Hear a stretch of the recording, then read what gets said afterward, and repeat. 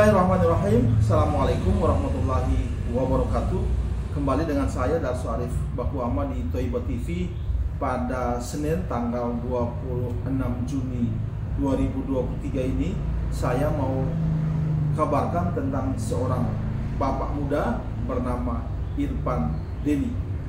Masih terkait dengan Jam'an Nur Khotim Mansur atau Yusuf Mansur.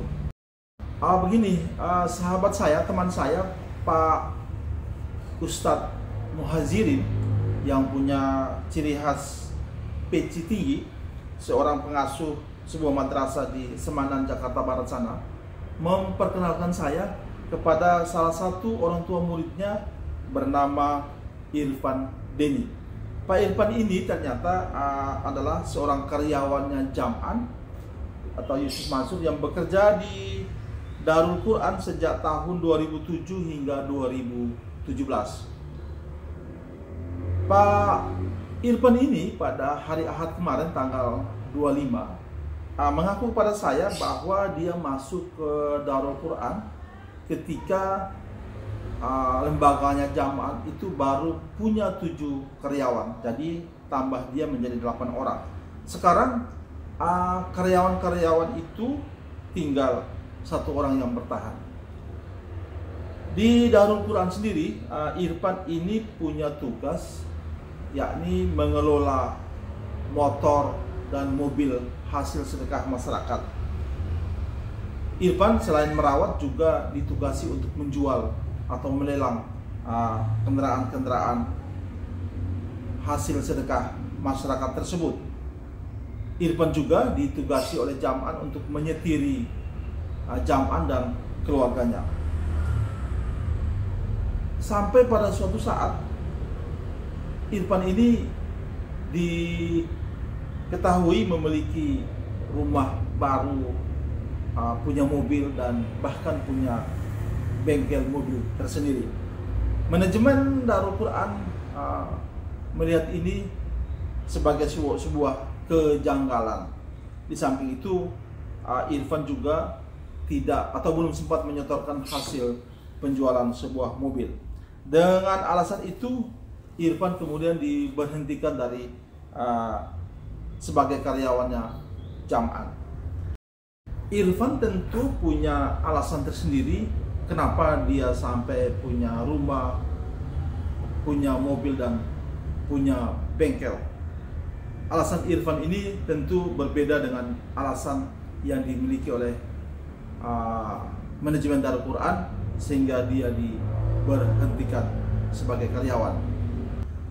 Saudara-saudara, Irfan ini juga ternyata punya 2 anak yang bersekolah di Darul Quran usia SD. Salah satu di antara anaknya itu baru saja lulus SD tahun kemarin.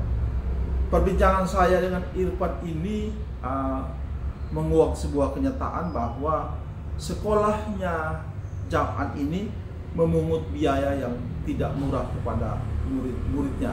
Padahal selama ini kita tahu Jam'an berkeliling untuk meminta sedekah kepada masyarakat dalam rangka untuk membiayai operasional sekolahnya tersebut. Saudara-saudara, Pak Irfan Deni ini sampai hari ini, setidaknya sampai saya bertemu dia kemarin, itu belum menebus ijazah anak-anaknya. Beruntung Pak Muhajirin bisa menampung anak-anaknya untuk bersekolah di madrasah milik dia sendiri. Nah, saudara-saudara, berikut ini perbincangan saya dengan Irfan Deni. Mudah-mudahan perbincangan saya ini bermanfaat bagi kita semua dan saya silakan untuk men-share video ini sebanyak mungkin. Jangan lupa melakukan subscribe bagi yang belum. Terima kasih perhatiannya. Saya Darso Arif Bakuama. Billahi taufiq wal hidayah. Assalamualaikum warahmatullahi wabarakatuh. Ini Pak, kebetulan kan karena dari 2017 itu saya sudah nggak di Darul Quran. 2017? Ya, terakhir itu saya kerja 2017 bulan Agustus. Posisi saya saat itu memang benar-benar lagi jatuh gitu kan. Kenapa jatuh?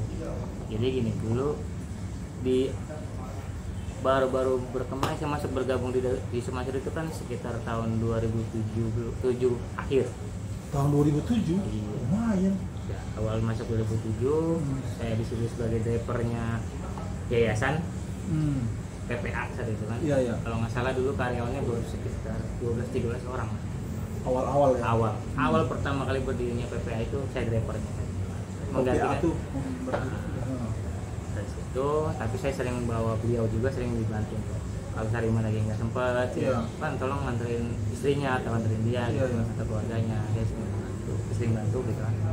Oke. Antum waktu masuk Daku tuh langsung diterima oleh Yusuf Mansur?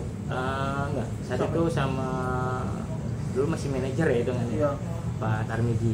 Oh, Tarmiji dulu. Awal. Saya Tarmiji ada. Masih sampai sekarang masih. Beliau yang sekarang kalau nggak salah megang Daku bisnis kalau nggak salah. Oh iya. Jadi Daku pendidikan kayaknya. Iya. Institut Daku. Jadi diterima sebagai karyawan PPPA. Daku baru satu gedung. Baru satu. Belum kayak sekarang ya. Belum. Nah, waktu yang nyupirin siapa? Saat itu saya masih global. Oh, siapa aja? Ya karena mobil baru satu. mobil Yusuf Mansur atau mobil PPA? Mobil PPP. Mobil apa waktu itu mobilnya? Saat itu mobil APV. APV. APV 2005 nggak salah. Apa serinya? Tipe X banget. Kalau Yusuf Mansur itu mobilnya mobil apa? Yusuf Mansur saat itu masih pakai carry, Mak. Carry Tahun 2007. 1000. Ya, carry 1000. Jadi ya, belum wah lah gitu. Belum 2007 itu 2007 ya? Ya, Ini masih mulai permulaan ya. Masih baru nyepel pun payakun gitu. Iya. Waktu itu gajinya berapa di PPPA tuh? Masih 600.000. Tahun 2007 ya? 600.000 udah pure gitu kan.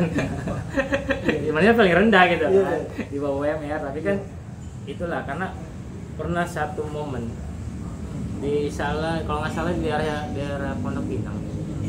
Ustadz itu pernah ceramah. Dia manggil saya pas saat itu. Sebelum dia mulai ceramah, sebelum ajan zuhur malah. Dia manggil saya, "Pak, sini." Yes. Dia bilang, "Lu di sini kerjanya apa?" Saya kan manusiawi. Saya nyari duit, Tat. Saya pengen punya itu gitu. Salah.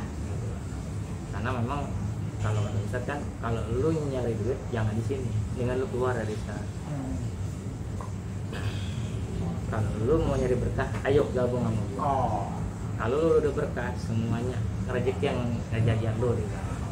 Semenjak saat itulah saya nggak pernah berpikir namanya gaji mau naik kayak gaji saya mau dipotong kayak, saya nggak pernah pikir. Benar-benar udah ikhlas lah gitu. Dan memang saya merasakan saat itu cukup. Sampai saya pernah nikah itu bawa modal ya, caranya ya diadu aja gitu, alhamdulillah ketutup nikah. Terus saya bisa kebeli mobil, kebeli rumah, sempat saya malah punya usaha bengkel, saya usaha showroom. Saya masih pekerjaan di masih. Makanya ya disitulah yang awal mula menjadinya keretakan untuk saya pribadi. Nah, sekarang kita lanjut lagi. Ente bilang setelah punya mobil, terus showroom, awal dari keretakan dengan Yusuf Mansur maksudnya. Iya. Retaknya kenapa? Kalau Yusuf Mansur sendiri saya nggak retak. Nah, sampai sekarang sudah fine karena kemarin anak saya juga wisuda, yang anak saya kedua wisuda masih ketemu ya. Masih oke aja sih. Terus yang retak? Jadi gini, kalau prediksi saya ini selama ini di dalam Quran ini kekurangan itu di manajemen. Cuma memang mungkin ya namanya manajemen kan ada yang salah mengelola atau gimana, atau memang kepercayaan dari jamaah itu mulai berkurang. Jadi kan yang sedekah itu mulai berkurang. Uang sih sebenarnya menurut saya. Kalau masalah yang lainnya enggak. Kalau untuk saya pribadi, ya mungkin karena saya saat itu kan saya keluar itu saya udah jadi koordinator umum. Jadi dari aset segala macam dulu untuk penyiapan mobil baru, untuk acara wisuda akbar sebesar apapun yang mengadakan kendaraan ini itu saya. Jadi untuk bagian umum tuh khususnya transportasi itu saya yang megang saat itu. Supervisinya saya lah. Nah, sebelum kita ngomong keretakan yang tadi Anda bilang dengan manajemen itu, tahu nggak waktu itu Yusuf Mansur juga banyak menerima sedekah mobil orang. Ya, saya tahu. Itu mobilnya biasanya dari siapa aja yang sedekah mobil? Kalau dulu saya yang nerima ya, maksudnya saya tahu lah dia penerimanya. Ustadz itu bagaimana akad si jamaahnya yang sedekah. Kalau memang akadnya Ustadz ini pakai untuk operasional, ya kita pakai untuk operasional. Karena kan beberapa mobil yang zaman dulu kita pakai untuk operasional kayak jadi ambulan, jadi mobil Quran, perusahaan keliling itu kan, memang mobil sedekah dari jamaah. Tapi kan memang ada jamaah juga yang memang Ustadz ini jual aja karena saya buat wakaf masjid atau untuk bangun pesantren, dijual aja mobilnya, ya kita jual. Sebenarnya penyaluran itu sebenarnya bagus semuanya gitu loh. Cuma memang kalau untuk ke dunia bisnisnya kan itu udah berikutnya ya. Terus saya kurang paham gitu. Kurang paham ya.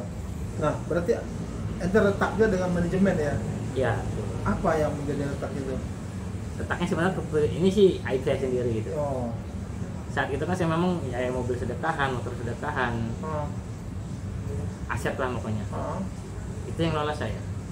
Oh gitu. Ya. Maksud ngelola itu gimana? Motor ya, sedekah? Untuk penjualannya, untuk dilelang atau dipakai. Saya datanya saya punya lah gitu. Oh gitu. Terus kayak ini start mau dijual harganya pasaran misalnya 100 juta. Karena saya yang bagi kecekin semua. Iya. Tapi ini banyak kuota pajaknya begini namanya motor sedekah kan mobil sedekah kan ada yang punya surat ada yang enggak gitu kan. Iya. Ini begini kalau dilelang sekian. Kalau di oke kita lelang. Dan di situ saya kecelakaan dalam mati karena mungkin mereka mikirnya saya punya bengkel, saya punya jadi memang mobil yang di kantor itu masuknya ke bengkelnya saya. Servisnya. Gitu kan. Terus kayak mobil-mobil yang dia saya jual itu kan sebagian ada yang dibayarin teman-teman saya juga orang showroom gitu kan. Ya saya pernah kejadian dulu satu mobil ini Ustadz nyuruh jual manajemen sebenarnya manajemen minta jual karena usia udah 5 tahun itu kan pasti banyak perawatan. Dia jual aja Pan, saya jual lah. Mobil apa tuh? Mobil box Isuzu box Bison, mobil nggak terkenal sih tapi modelnya kayak gitu. Dan di situ memang karena saya udah mulai rusak juga sih saya pribadi ini aib saya sebenarnya. Saya titipkanlah ke teman saya. Ternyata tapi uangnya nggak masuk ke kadar Quran dan nggak masuk ke saya pribadi. Di situ saya dipanggil manajemen. Uangnya masuk ke mana? Jadi dibawa kabur sama teman saya. Sampai sekarang orangnya nggak ketemu juga. Saya masih nyari. Kalau nggak salah sekitar 35 juta. 35 juta. Bilang saya mau ganti, saya tanggung jawab. Tapi harus dicicil. Karena kan posisi saat itu usaha saya benar-benar bengkel lagi goyang juga. Anak buah saya yang di bengkel nggak beres. Terus kayak showroom juga saya banyak ketipu. Namanya mobil kan mafianya banyak kan. Karena mobil saya pun 2 biji dibawa kabur berdagangan saya gitu. Saya bilang ini saya lagi nggak punya duit untuk ganti mobil yang terjual ini. Bisa nggak saya cicil? Anda ngomong ke manajemen? Sudah. Sampai itu sama ke direktur Patermiji. Saat itu direktur Patermiji. Bilang ya antum tanggung jawab. Tapi saya udah nggak bisa ngerjain antum karena antum posisinya nggak logika bekerja di Darul Quran. Saat itu gaji saya udah 4 juta. Gaji 4 juta, anak di Darul Quran dua-duanya, punya rumah, punya mobil, ini nggak logika gitu. Orang ngeliatnya nggak logika. Jangan ada korupsi gitu kan. Korupsi mobil maksudnya? Iya, memikir mereka. Saya bilang, ya bismillah, saya bilang kalau memang saya sudah nggak boleh di Darul Quran ya silakan, saya keluar. Jadi manajemen lihat ente punya mobil, punya rumah, punya bengkel, itulah yang membuat curiga kepada ente. Enggak sebentar, ente kan mengelola motor-motor yang disedekain, mobil yang disedekain. Kan banyak tuh yang disedekahkan ke PPPA dan Yusuf Mansur ya. Itu tugasnya ente jualin gitu. Iya. Kalau memang kan gini, motor ini nggak layak, udah hancur lah gitu. Kalau memang sedekah kan apa aja diterima. Kalau memang yang masih bagus kan kita pakai untuk operasional. Tapi kan kalau yang istilahnya ini bakalan rusak mulu ya ngapain kita pertahankan. Itu yang ente ingat, ente jual motor berapa banyak? Kalau untuk berapa ingatnya saya nggak ingat ya. Banyak juga. Ada 100? Banyak. Kalau 100 enggak. Kalau hitungan 50 mungkin ada. Kalau mobil yang ente jual berapa banyak? Mobil sekitar ada 20-an, 30. 20 mobil. 20-30. Ente pernah ingat nggak ada mobil elf yang Ini yang nomor serinya A ya 13 ya. NI itu. Ya. Itu mobil siapa yang sedekahin mobil itu? Kalau saat itu kan wisata hati yang menerima. Oh, wisata yang terima. Ya, dan itu memang dulu yang megang kan wisata hati beda sama Dalpura. Oh, beda. PPA itu beda. Oh. Beda manajemen. Mobil itu akhirnya di nasibnya gimana? Kalau setahu saya sih kalau yang itu lahir itu saya keluar itu masih ada ya. Tahun 2017 itu saya keluar dari Dalpura. 2007 masih ada mobil itu ya? Masih hidup banget, masih bagus banget. Cuman setelah itu kan saya udah nggak pernah timbul lagi di Berarti Dalpura. tahun 2017 mobil itu masih ada? Kalau nggak salah masih ada. Jadi gara-gara itu yang mobil yang 35 juta itu Awal. dia akhirnya dipecat oleh manajemen Ya. dengan alasan nggak bisa bertanggungjawabkan. Saya udah nggak mana. Oh, gitu. Alasannya gitu, saya udah nggak Ente nggak mana. bisa bertanggungjawabkan uang 35 juta itu. Iya, betul. Tahun 2017 itu belum ada ribut-ribut kayak sekarang kali ya. Iya. Belum ya. Dulu memang kan 2017 itu khususnya PPA Dalpura. Iya. Itu memang lagi booming-boomingnya. Pattern udah ada belum waktu itu ya? Saat saya keluar itu pattern baru jadi. Baru mulai. Sekitar 2 bulan 3 bulan ya. Oh, gitu. Karena launchingnya di Bandung gue sih cepat datang gitu. Iya. Nah, oke. Berarti ente memang dikeluarin ya, dikeluarin oleh manajemen Iya. bukan Yusuf Mansur ya. Dan waktu tahun 2017 belum ada gejolak-gejolak kayak sekarang itu. Belum ya. Iya. Nah, setelah antum keluar terus nggak, abis itu anak-anak kenapa dikeluarkan juga dari Dalpura? Ya, jadi gini, setelah saya keluar dari Dalpura, 1 tahun 2 tahun dia kelas 3 kelas 4 itu masih bayaran kan gini, kalau karyawan itu dulu dapat diskon Iya. 50%. Iya. Ya kan. Nah, pas saya keluar di sekolah pun berubah manajemennya. Nggak tahu direkturnya megang siapa gitu kan. Itu berubah kebijakan. Yang tadinya Bayaran saya cuma 400.000 saat itu. Karena saya bayar cuma 25% malah. Iya. Karena kan saya karyawan tetap. Tiba-tiba datang tagihan 1,5 per Juta. bulan. 1 Oh. juta. Dengan anak 2. Anak waktu itu sekolah apa? SD. SD. Tahun berapa itu? 2018-19. Bayaran 1,5. 1,5 juta Iya. per bulan. Per bulan. per bulan. Kali 2 kan udah 3 juta. Berarti 3 juta SD Iya, ya. iya. SD di Darul Quran. itu? Darul Quran. Akhirnya antum bayar. Saya jujur Ah. dari dia kelas 5, yang pertama dari kelas 5 sampai kelas 6 saya nggak belum bayaran. Oh, Karena emang nggak ada uangnya. ada uang ya. Terus dari yang kemarin juga sampai lulus kemarin tuh wisuda. Saya bilang kalau memang mau ijazah menjadi anak. Itu tahun berapa tuh waktu anak SD yang bayar 1,5 juta itu? 2019 2019 ya. Akhirnya anak ente lulus gitu. lulus. Tapi bayar 1, Belum bayar Kalau sekarang. sekarang belum bayar. sampai sekarang nggak bayar. Ijazahnya masih ditahan. Ijazahnya ditahan. Ya, makanya saya sekolahin di Iya. Di Iya. pesantrennya Pak Iya. Kiai Muhajiri. Sekarang ijazah anak ente kan ditahan nih. 1 atau 2 orang yang ditahan? dua-duanya. Dua-duanya. Jadi yang pertama lulus tahun Tahun 2000 kemarin 2022. 2022 yang Ini satu 2023 baru lulus. baru lulus. Iya. Itu bangga bayaran dari selama berapa lama? Hampir 2 tahun. Hampir 2 tahun. Jadi ijazahnya masih ditahan di sana. Masih. Terus Ya karena kalau di Muhajirin kan bisa ikut paket C. Paket apa? Paket C ya? Paket B. Paket B. Paket SMP. B. Ya. Jadi anak ente ikut paket B terus sekolah di Iya. pesantren. Ceritain Pak. Iya. Oh my god. Karena saya minta tolong saat itu kan memang saya dari 2017 Desember itu saya sempat kerja di Garuda. Saya jadi driver juga, jadi supir ya di Garuda. Iya. Jadi ente punya utang berapa di Darul Quran? Kalau hitung-hitungan saya mau gede, hampir 30 juta ini ada.